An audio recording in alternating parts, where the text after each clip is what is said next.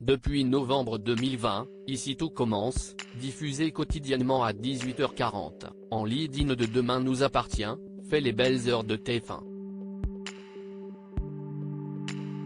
Près de 2 ans après son lancement et malgré le conflit entre la chaîne et Canal+ depuis début septembre où le signal de la une est coupé, la série avec Elsa Launegini, Clotilde, continue d'être un succès et se positionne leader chaque soir.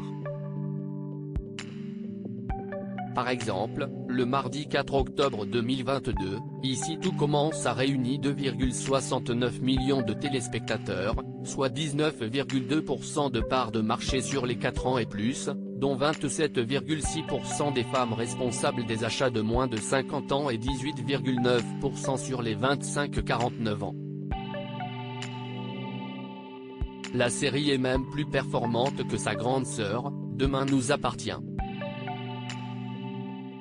Pourtant, un changement pourrait perturber les audiences d'Ici tout commence.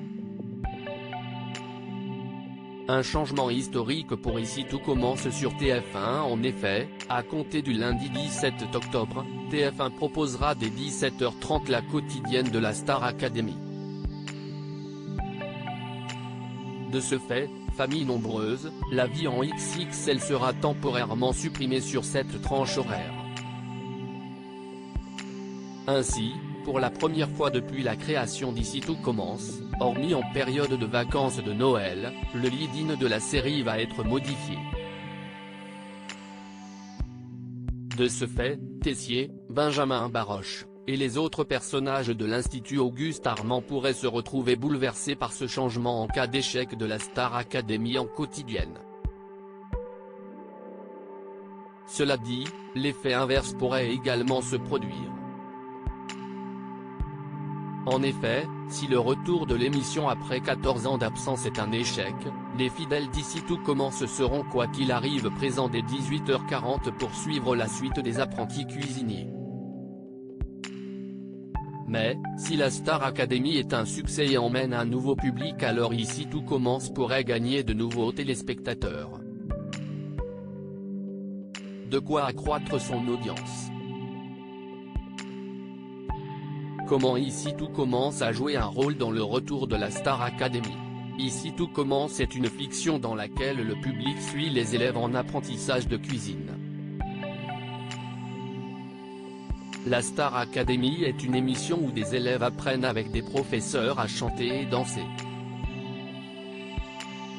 De ce fait, le succès de la série a eu un impact sur le retour de la Star Academy.